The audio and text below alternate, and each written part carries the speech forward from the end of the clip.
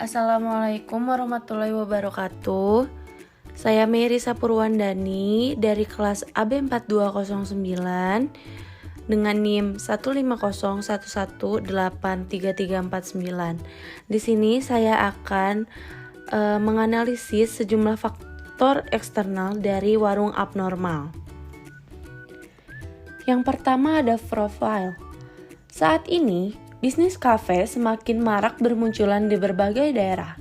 Sebagai contoh di Kota Bandung, di Jakarta, di Jogja, maupun di berbagai tempat lainnya. Usaha kafe sangat berbeda dengan rumah makan biasa, di mana konsep makanan yang disajikan dan hiburan yang menarik merupakan ciri khas yang melekat padanya. Kafe bukan sekedar tempat makan, tapi juga sebagai tempat bersosialisasi. Sambil makan, sesudah makan, atau hanya minum-minum saja di kafe. Pengunjung juga menikmati suasana sambil mengobrol. Pengunjung yang sebagian besar adalah pelajar yang ingin menyelesaikan tugas-tugas mereka dengan menggunakan fasilitas Wi-Fi yang disediakan dan bersantai sambil bermain dengan permainan yang disediakan. Dengan kata lain, sebuah kafe tidak hanya menjual makanan dan minuman, tetapi juga suasana. Dengan demikian, selain itu harus menonjol dari segi makanan atau minuman, sebuah kafe harus juga bisa menjual suasana.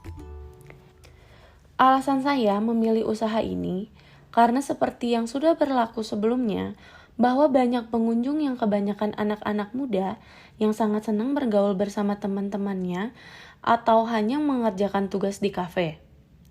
Maka, untuk memenuhi tugas ini, saya melakukan analisis SWOT suatu usaha di Bandung yang menarik minat pelanggan, yang kebanyakan anak muda dan menjadi tempat nongkrong kekinian, tepatnya warung abnormal. Warung abnormal didirikan oleh Cita Rasa Prima Group sejak Juni tahun 2014. Restoran didirikan di Jalan PHH Mustafa nomor 73 Bandung.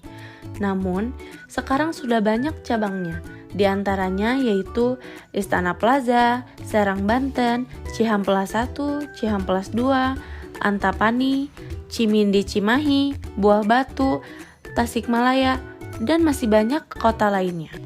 Warung abnormal sejak awal berdiri menawarkan konsep produk yang unik, yaitu menawarkan berbagai kreasi dari mie instan, sehingga warung abnormal diberi predikat sebagai pelopor mie kekinian. Adapun produk-produk lainnya berupa susu, roti, kopi, dessert, dan kreasi nasi.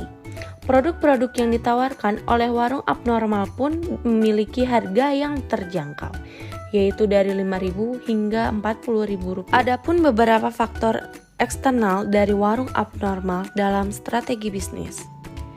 Yang pertama ada kompetitor. Ini lebih ke kekuatan warung abnormal bisa bersaing.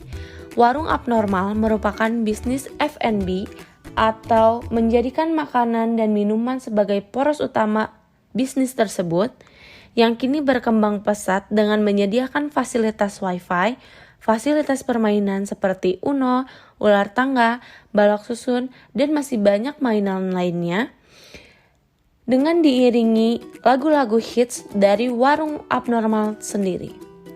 Mereka juga menyediakan berbagai menu dengan cita rasa yang khas warung abnormal, mulai dari roti bakar, pisang bakar, nasi wagyu, alpukat kerok, dessert manis, susu, dan kopi.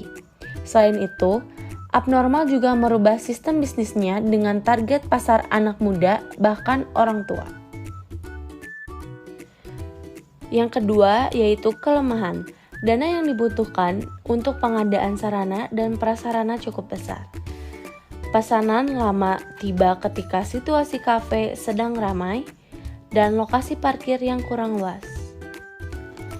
Yang ketiga yaitu produk yang dijual. Warung abnormal memiliki banyak varian F&B yang bervariasi namun dengan harga yang sangat terjangkau. Yang keempat yaitu supplier. Dari data yang didapat bahwa Indofood khusus mie instan bersedia menjadi pemasok abnormal, bahkan kini akan menjalin kerjasama internasional agar warung abnormal bisa melakukan ekspansi seluas-luasnya. Analisis SWOT terdiri dari 4 komponen dasar, yaitu yang pertama ada kekuatan atau disingkat dengan S, yaitu organisasi yang memberikan kelebihan atau keuntungan dibandingkan dengan yang lainnya. Yang kedua yaitu kelemahan atau disingkat dengan W, yaitu faktor yang berkaitan dengan kelemahan pada organisasi atau proyek dibandingkan dengan yang lainnya. Yang ketiga yaitu peluang atau disingkat dengan O, yaitu peluang yang dapat dimanfaatkan bagi organisasi untuk dapat berkembang di kemudian hari. Yang keempat yaitu ancaman atau disingkat dengan T, yaitu ancaman yang akan menjadi organisasi proyek yang dapat menghambat perkembangannya. Dari keempat komponen dasar tersebut, kekuatan dan kelemahan adalah faktor internal organisasi atau proyek itu sendiri. Sedangkan peluang dan ancaman merupakan faktor eksternal yang mempengaruhi perkembangan organisasi atau proyek. Oleh karena itu, analisis SWOT juga sering disebut dengan analisis internal-eksternal, analisis internal dan matriks. SWOT juga sering dikenal sebagai matriks IE.